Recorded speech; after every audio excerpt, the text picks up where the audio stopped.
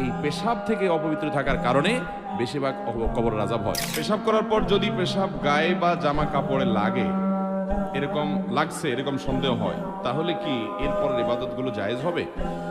দেখেন, পেশাব করার পর সুইয়ের আগায় যে পরিমাণ পানি থাকে, সুই আছে না, সুইর মাথায় যেরকম পানি থাকে ওইরকম ছোট ছোট ছিটা আসে না কিছু, এগুলো যদি আসে 2-4-5টা বা এরকম ছিটা যদি আসে আপনার কাপড়ের শরীরে, নাপাক হবে না।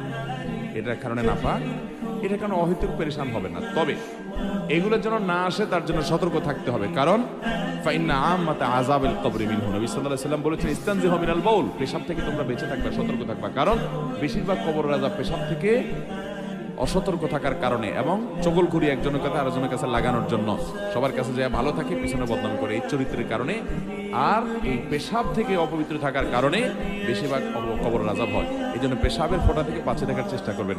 দাঁড়ায় যদি সরসর করে পেশাব করে দেন তাহলে ছিটা বেশি আসবে, বসে বসে করবেন এবং উপযুক্ত জায়গায় করবেন। তারপরও যদি ছিটা চলে আসে, ওই যে সুইয়ের আগার পরিমাণ এরকম ছিটা আসলো 2টা 4টা 6টা, এতে কি হবে না, নাপাক হবে। সতর্ক স্বরূপ পায়ে আসছে, পাও ধুয়ে ফেললেন, শেষ।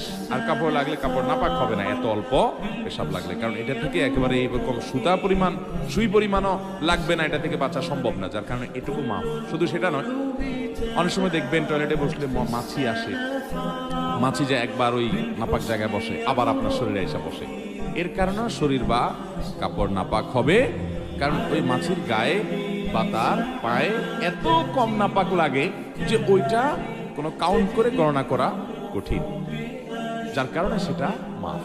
এটা লাগলে অসুবিধা হবে। এর বাইরে যদি মনে করেন পেশাব অনেক বেশি লেগে গেছে, একেবারে 1-1.5 হাম পরিমাণ আরো বেশি লেগে গেছে, এরকম নিশ্চিত হন, তাহলে তো নাপাক হবেই। তাহলে যে জায়গা নাপাক আছে ওই জায়গা ধুয়ে ফেললে আপনি নামাজ পড়তে পারবেন।